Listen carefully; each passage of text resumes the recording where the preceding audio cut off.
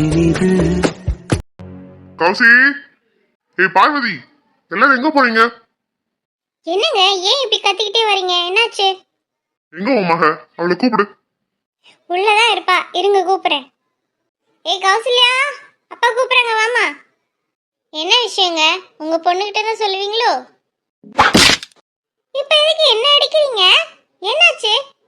உன்னை அடிக்கிறதோட நிறுத்தினேன்னு நினைச்சுக்கோ. பிள்ளை வளர்த்துருக்காங்க, பிள்ளை.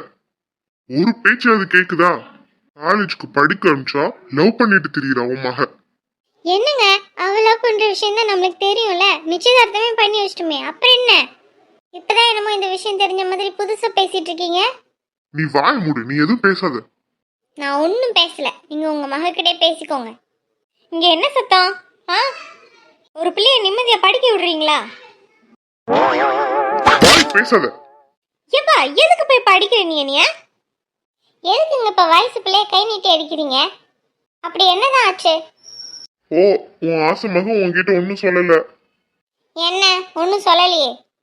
உன் ஆசை மக கிட்ட மந்த்லி டெஸ்ட் மார்க் என்னன்னு கேளு.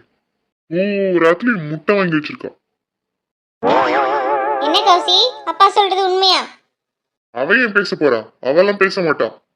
அது மட்டும் இல்ல, கிருஷ்ணா கூடயே தான் சுத்திட்டு இருக்காளாம் காலேஜ் முழுக்க. மேம் பாக்குற நேரம்லாம் அவ கிருஷ்ணா கூடயே தான் இருக்காளாம். என்னடி இதெல்லாம்? படிக்கிற இடத்துலயும் போய் லவ் பண்ணிட்டு திரியுறீங்க? அதான் உங்க ரெண்டு பேர்த்தையும் சேர்த்து வைக்கலான்னு முடிவு பண்ணியாச்சு, நிச்சயதார்த்தமும் பண்ணியாச்சு. அப்புறம் என்ன? படிக்கிற நேரத்துல ஒழுங்கா படிக்காம இப்படி ஊர் சுத்திட்டு திரியிற? அம்மா, அடுத்த எக்ஸாம்ல நல்ல மார்க் வாங்குறேம்மா. கிழிச்ச. ப்ளீஸ் சுப்பிரமணி, என்னை புரிஞ்சுக்கோ. வாய் ஏதாவது பேசினா வாய் உடைச்சிருவேன். வாய் மூடு. நான் எதுவும் பேசல. இந்த வாரி, இன்னைக்கு முழுக்க அவளை பட்னிய போடு. பசிக்குதுன்னு சோறு கீறு போட்டா அவ்வளவுதான் பத்துக்கும். என்னது? சாப்பாடு கிடையாதா? உனக்கு இன்னைக்கு ஃபுல்லா சாப்பாடே கிடையாது. பேசாம போய் படு. சரி, எனக்கு ஒன்றும் சாப்பாடும் வேணாம், ஒன்றும் வேணாம். வயசு பிள்ளையை சாப்பிட விடாம பண்றல, அந்த பாவம் உனக்கு தான் வந்து சேரும். நீயே நல்லா சாப்பிடு. எனக்கு ஒன்றும் உங்க சாப்பாடெல்லாம் வேணாம். அவ பாவமா பேசிட்டு போறான்னு சாப்பாடுலாம் போடாத. ஏங்க, வயசு பிள்ளையை சாப்பிட விடாம பண்றது இதெல்லாம் நல்லாவா இருக்கு? படிக்கிறதுக்கும் சாப்பாடுக்கும் என்ன சம்பந்தம்? படிப்பா இப்ப எங்க போயிட போறா? சாதாரண மந்த்லி டெஸ்ட் தானே, செமஸ்டர்ல பாத்துக்கலாம். நான் சொல்றத மட்டும் நீ செய். என்னமோ பண்ணுங்க. வர வர வாய் ஓவரா போச்சு. இன்னைக்கு ஒரு நாள் சாப்பிடாம பட்னியா கிடக்கட்டும், அப்பதான் தெரியும். என்ன என்ன ஐட்டங்களோ கௌசல்யாவின் போர்வைக்குள்ளே. சாப்பிடக்கூடாதாம்ல? அவங்க சாப்பாடு கொடுக்கலன்னா என்ன? எனக்காக எங்க அம்மா தீபாவளிக்கு சுட்டு வச்ச ரவை லட்டு இருக்கு, முறுக்கு இருக்கு, எங்க அப்பா வாங்கி வச்சிருக்க ஸ்நாக்ஸ் இருக்கு. அப்புறம் என்ன எனக்கு கவலை? என்ன கௌசல்யா, பார்த்துக்கிட்டு சாப்பிட ஆரம்பி. போர்வையை மூடிதான் வச்சுக்கணும். திடீர்னு யாராவது வந்தா என்ன பண்றது? ஐயோ, யாரோ வராங்க. இன்னும் என்ன பார்த்துட்டு இருக்க? மூடு கௌசல்யா. சே, இந்த ஸ்நாக்ஸை கூட நிம்மதியாக திங்க விட மாட்டேங்கிறாங்க. பாருங்க, பிள்ளை சாப்பிடாம தூங்கிடுச்சு. போங்க, போய் எழுப்பி நம்ம பிள்ளைய சாப்பிட சொல்லுங்க. வயசு பிள்ளை இப்படி சாப்பிடாம படுக்க கூடாது. சரி பார்வதி. டே கௌசிமா, டே அப்பா தெரியாம சொல்லிட்டேன்டா, சாப்பிடவாடா. டே கௌசிமா. இவ்வளவு நேரம் கூப்பிடுறோம், அதுக்குள்ள தூங்கிட்டல என்ன? அதான பார்த்தேன். நான் கூட பிள்ளை சாப்பிடாம படுத்திருக்கே, மனசு கேட்கலையே, வந்து கூப்பிட்டு போவோன்னு வந்தேன். ஆனா இங்க என்னடானா ஒரு விருந்தே நடந்துகிட்டு இருக்கு. ஃப்ரிட்ஜ்ல இருந்த மொத்தத்தையும் தூக்கிட்டு வந்து ரூம்ல வச்சு சாப்பிட்டுட்டு இருக்கா. அட என்ன பண்ணி? என் அம்மா கஷ்டப்பட்டு தீபாவளிக்கு பலகாரம்லாம் சுட்டு வச்சிருக்காங்க. அதெல்லாம் யார் சாப்பிட்டு காலி பண்றது? அது மட்டும் இல்லை, நீ கஷ்டப்பட்டு வாங்கி வச்சிருக்க ஸ்நாக்ஸையும் யார் காலி பண்ணுறது? அதான் ஒன்று ஒன்றா காலி பண்ணிட்டு இருக்கேன். இதை பாரு சுப்பிரமணி, என்னாலலாம் சாப்பிடாம இருக்க முடியாது. ஏன்னா நமக்கு சோறு தான் முக்கியம். சரிங்க, விடுங்க. சின்ன பிள்ளை ஏதோ சாப்பிட்டுட்டு போறா. எல்லாம் நீ குடுக்குற இடம் தாண்டி. ஆமாங்க, செல்லம் கொடுக்கறதெல்லாம் நீங்க. இப்போ அவ ஏதாவது தப்பு செஞ்சுட்டா மட்டும் ஏன் மேல பழிய போடுங்க. செய்யறதெல்லாம் அட்டுழியம், இதுல உனக்கு சாப்பாடு வேற கேடு. கொண்டா எல்லாத்தையும். போப்பா போ, எடுத்துட்டு போ. நான் பட்னியாவே கிடக்குறேன். எனக்கு ஒன்றும் உங்க சாப்பாடு வேணாம். ஹம். ஒரு மார்க் எடுக்கலைன்னா பிள்ளைக்கு சாப்பாடு போட மாட்டாங்களாம். இவங்கெல்லாம் என்ன அப்பா அம்மா? இருப்பா, நான் சுப்ரீம் கோர்ட் வரைக்கும் போய் இதுக்கான நியாயம் வாங்காம விட மாட்டேன்.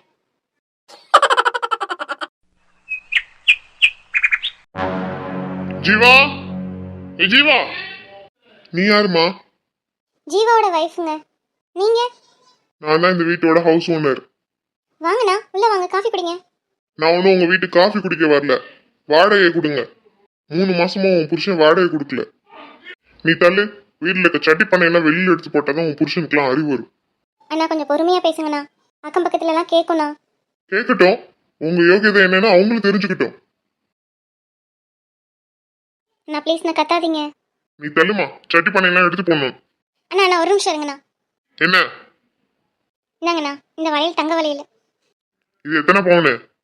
இதுல 4 பவுன் இருக்குண்ணா. ஒரு வளையல் 2 பவுன். உங்களுக்கு வாடகை அவர் எவ்வளவு கொடுக்கணும்? மாசம் 4500 ரூபா வாடகை. உன் புருஷன் 3 மாசமா கொடுக்கல. மொத்தம் 13500 ரூபா கொடுக்கணும். எனக்கு இந்த நகையெல்லாம் வேணாம், பணம் தான் வேணும். வாயா, எங்கயா ஊர் சுத்திட்டு வர? வாடகை கொடுக்க வக்குல நீலாம் என்னத்துக்கு வீட்டுல குடியிருக்கீங்க? வீட்டை காலி பண்ணுங்கயா. நீ தள்ளுமா. இதோ பார் தம்பி, நாங்க என்னைக்காச்சும் உனக்கு வாடகை கரெக்டா கொடுக்காம இருந்திருக்குமா? இந்த 3 மாசமா என் பிள்ளைக்கு வேலை இல்லை, அதனாலதான் சரியா கொடுக்க முடியல. அவன் வெளியில வேலை தேடிட்டு இருக்கான், கண்டிப்பா கிடைச்சிரும். கிடைச்சதும் 3 மாசம் வாடகையும் சேர்த்து கொடுக்க சொல்றேன். இப்போ முதல்ல இடத்த காலி பண்ணுப்பா, எல்லாரும் எங்களே பார்த்துட்டு இருக்காங்க. இவ்வளவு கௌரவம் பாக்குறவங்க கரெக்டா வாடகை கொடுக்கணும். சரிப்பா தம்பி, இந்த 1 மாசம் மட்டும் அட்ஜஸ்ட் பண்ணிக்கப்பா. சரி, இந்த 1 மாசம் தான் டைம், அதுக்கு மேல எல்லாம் டைம் கிடையாது. சரிப்பா, கண்டிப்பா அடுத்த மாசத்துக்கு சேர்த்தே கொடுத்துருவோம். அடுத்த மாசம் மட்டும் வாடகை கொடுக்கலன்னா எல்லா பொருளையும் தூக்கி வெளியில போட்டுருவேன், ஜாக்கிரதை. சரி தம்பி, உன் மகனுக்கு ஒழுங்கா வாடகை கொடுக்க வக்குல அவனுக்கு எதுக்கு இப்ப கல்யாணம்? அப்பா அடுத்த மாசம் வருவேன், கண்டிப்பா எனக்கு வாடகை வந்தாகணும். சரிங்க தம்பி, முதல்ல இடத்த காலி பண்ணுங்க. என்ன ஜெனி இதெல்லாம்? அதெல்லாம் ஒண்ணும் இல்லப்பா, நீங்க உள்ள வாங்க. நான் ஒன்னும் உள்ள வர்றதுக்காக வரல, நீ வா, நம்ம வீட்டுக்கு போலாம். ஜெனி, இது யாரு? மாமா, இவர்தான் எங்க அப்பா. ஓ வணக்கம் சார், வாங்க உள்ள போய் பேசுவோம். ஓ, இந்த அழகிய பெத்த அப்பா நீதானா? என்ன பேசுற நீ? அவர் நம்ம வீட்டு சம்பந்தி. சம்மந்தியா? சம்மந்தி, பெரிய சம்மந்தி. அவங்க பொண்ணு நம்ம வீட்டுக்கு வந்ததுல இருந்து தான் தரித்திரம் தாண்டவம் ஆடுது. இதோ பாருங்க, உங்க பொண்ணை நீங்களே கூட்டிட்டு போங்க. இதெல்லாம் கேட்கணும்னு என் தலையெழுத்து. வா ஜெனி. இல்லப்பா, நான் வரல. இத பாரு ஜெனி, அப்பாவை மதிக்கிறதா இருந்தா என் கூட வா. ஒண்ணுமில்லாத வீட்டுல உட்காந்து கஷ்டப்படுறதுக்கு நீ அப்பாவுக்கு பிள்ளையாவே இருந்துட்டு போயிடலாம், வா. அப்படிலாம் வர முடியாதுப்பா. என் புருஷனை விட்டு நான் எங்கேயும் வரமாட்டேன். கஷ்டமோ நஷ்டமோ நான் என் புருஷன் வீட்டில் தான் இருப்பேன். இந்தாங்க, நீங்கள் எனக்கு போட்ட வளையல், அதை நீங்களே வச்சுக்கோங்க. இனிமேல் நீங்கள் வாங்கி கொடுத்த எந்த பொருளும் எனக்கு வேண்டாம். உன் புருஷனால ஒழுங்கா வாடகை கூட கொடுக்க முடியல, உன்னை அப்பா சொல்றது கேட்டுட்டு அப்பா கூட வா ஜெனி. இதோ பாருங்கப்பா, நீங்களும் அம்மாவும் லவ் மேரேஜ் தானே. நீங்கள் அம்மாவை கூட்டிகிட்டு வரும்போது நீங்களும் இப்படி தான் இருந்தீங்க. உங்கள் வீட்லேயும் ஏற்றுக்கல, அம்மா வீட்லேயும் ஏற்றுக்கல. அம்மாவை நீங்கள் கூட்டிகிட்டு வந்த டைம்லாம் உங்கள் கையில் ஒரு பைசா கூட இல்லைன்னு அம்மா என்கிட்ட நிறைய வாட்டி சொல்லியிருக்காங்க. அந்த நிலைமையில இருந்த நீங்கள் தான் உங்கள் காதலுக்காக, உங்கள் காதலிக்காக இந்த நிலைமைக்கு உயர்ந்து வந்திருக்கீங்க. நம்மளை நம்பி வந்தவளை நல்லபடியாக பார்த்துக்கணுங்கிற ஒரு பொறுப்புணர்ச்சினால தான் நீங்கள் இந்த அளவுக்கு வந்திருக்கீங்க.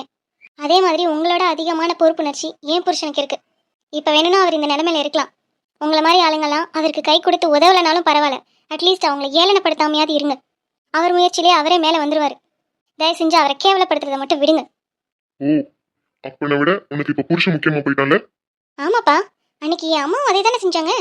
கஷ்டப்பட்டு வளர்த்த அப்பா அம்மா, செல்லம்மா பார்த்துக்கிட்ட அண்ணா எல்லாத்தையும் விட்டுட்டு நீங்கள் தான் முக்கியம்னு வந்தாங்கல்ல. அவங்களுக்கு பிறந்த பொண்ணுப்பா நான் மட்டும் எப்படி அதே மாதிரி பார்க்காம இருப்பேன்?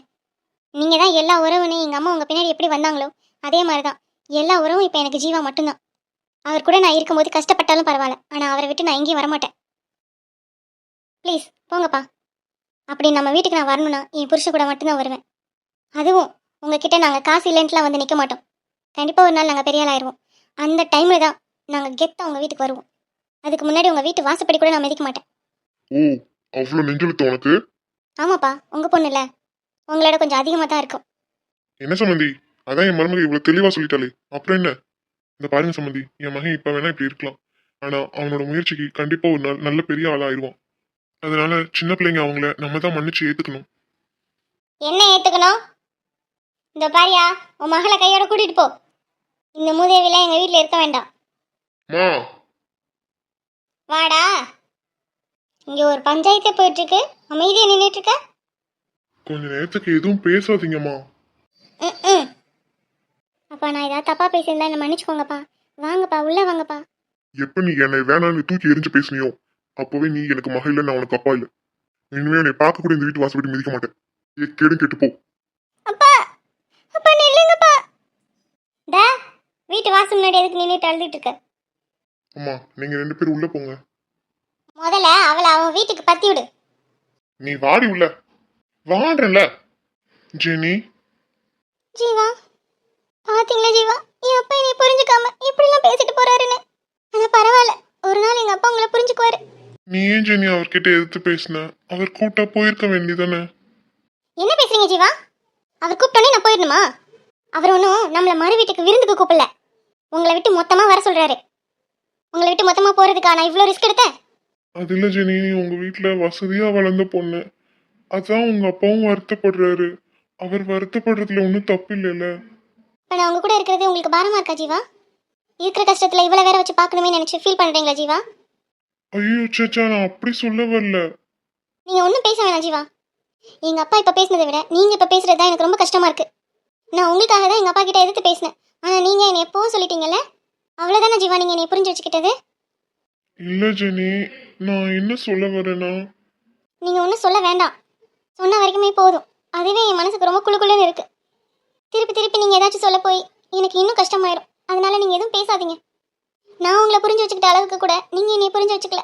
இதுல இருந்து எனக்கு அதுதான் நல்லா புரியுது. நீங்களே சொன்னா கூட உங்களை விட்டு நான் போக மாட்டேன். நானும் என் மனசும் உங்களை சுத்தி தான் இருக்கும். அது எப்போ உங்களுக்கு புரிய போகுதுன்னு எனக்கு தெரியல ஜீவா. ஏய் ஜெனி, இப்ப நான் என்ன பண்றது? ஒரு வேலையாச்சும் கிடைக்குதா? அதுவும் கிடைக்க மாட்டேங்குது. சித்து சித்து தான் அவங்க மாமா கிட்ட நம்மளுக்கு வேலை வாங்கி தரேன்னு சொன்னான்ல, அவன்கிட்ட போய் பேசாம கேட்போம். அவன் கண்டிப்பா நம்மளுக்கு அந்த வேலையை வாங்கி தருவான். இப்போதைக்கு நம்மளுக்கு சித்துவால தான் உதவி பண்ண முடியும்.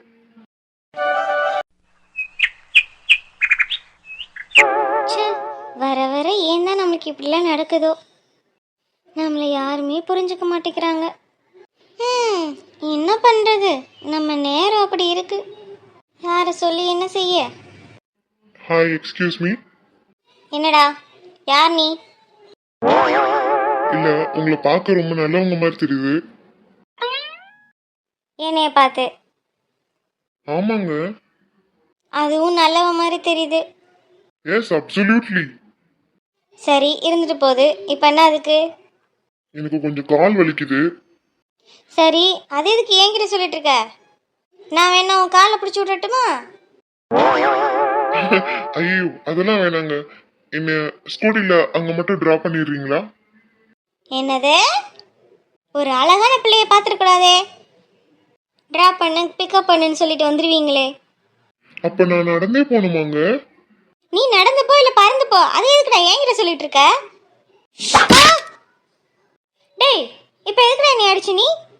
அடிச்சு எந்திரி, இது என்னோட வண்டி. என்னது, இது உங்க வண்டியா? ஆமா, எந்திரி. சாரிங்க. என்ன சொன்ன? ஒரு அழகான பொண்ணா? நீல கண்ணாடியில பார்க்க மாட்டியா? அது சரி, முன்ன பின்ன கண்ணாடியை பார்த்துருந்தால தெரியும். டேய் வேண்டாம், உனக்கு தான் வாய் இருக்குன்னு ஓவரா பேசாத. அடிச்சு தள்ளு. தள்ளுன திருப்பி என் வண்டியில ஏறி உட்காரு, அப்புறம் இருக்கு உனக்கு. சரிதான், போடா போடா போ. ஏனே திட்டிட்டு போற? போற வழியிலே உன் வண்டி பஞ்சர் ஆகி நீ நடந்துதான் வீட்டுக்கு போற பாரு. காலையில யார் மூஞ்சில முழிச்சுமோ தெரியல. ஏய் வாளு. ஐயோ, இவரா? இங்க நடந்தது மட்டும் தெரிஞ்சிச்சே நம்மளை கிண்டல் பண்ணி கொன்றுவாரு. ஏய் வாளு, உன்னைத்தான் கூப்பிட்டு இருக்கேன். என்ன அங்க அவன்கிட்ட பஞ்சாயத்து போயிட்டு இருந்துச்சு? அடி பலமா விழுந்த மாதிரி இருந்தது. அதெல்லாம் ஒண்ணும் இல்லையே. சும்மா சொல்லாத வாளு, நான் தூரத்துல இருந்து பாத்துட்டு தானே இருந்தேன். அதுவா, அவன் தலையில அடிச்சுதா? அவன் என்னோட ஃப்ரெண்டா, அதான் செல்லமா தலையில அடிச்சுட்டு போறான். ஓஹோ, அடிச்சு விளையாடுற அளவுக்கு உனக்கு ஒரு ஃப்ரெண்ட் இருக்கு. அது ஏன் நீ என்கிட்ட சொல்லவே இல்ல? அதுவா சொல்ல மறந்துட்டேன். என்ன என்கிட்ட போய் சொல்றியா? எனக்கு ஆல்ரெடி காது குத்தியாச்சு. அவன் உன்கிட்ட கோவமால பேசிட்டு இருந்தான். அப்படி என்னடி வம்பு பண்ண அவன்கிட்ட? அது வேற ஒன்றும் இல்லை, மேம் நேற்று போட்டு கொடுத்துச்சுல அப்பா கிட்ட, அதனால அப்பா கோவப்பட்டாங்க. அந்த சோகத்தில் நான் ஸ்கூட்டி மேலே உட்காந்துருந்தேன். அப்போ தான் இவன் வந்தவன் என் ஸ்கூட்டிலேருந்து இறங்குங்கன்னு சொல்ல வேண்டியதானே. அதை விட்டுட்டு எக்ஸ்கியூஸ் மீ என்னை அங்கே வரைக்கும் ட்ராப் பண்ணிடுறீங்களான்னு கேட்டான். அதான் நான் கோவப்பட்டு பேசினேன். உடனே எக்ஸ்கியூஸ் மீ இது என்னோட வண்டின்னு மண்டையில் ஒரு அடி அடிச்சுட்டு போகிறான். உங்களுக்கு என் நிலைமை பார்த்தா சிரிப்பாக வருதுல்ல? இல்ல கௌசி, தெரிஞ்சு போச்சு, நல்லா தெரிஞ்சு போச்சு. உங்களுக்கு என்னை பார்த்தா ஜோக்காக தான் தெரியுது. ஏ வாளு, இப்போ உனக்கு என்ன ஆச்சு? உங்கள் லவ்வரை ஒருத்தன் அடிச்சிட்டு போகிறான்னு சொல்கிறேன், கோவப்படாம சிரிக்கிறீங்க. நீ தேவையில்லாம ஏதாவது அவன்கிட்ட வாய் விட்டுருப்ப, அதான் அவன் நீ அடிச்சுட்டு போறான். சரி அதெல்லாம் விடு. இந்த இடம் உனக்கு ஞாபகம் இருக்கா?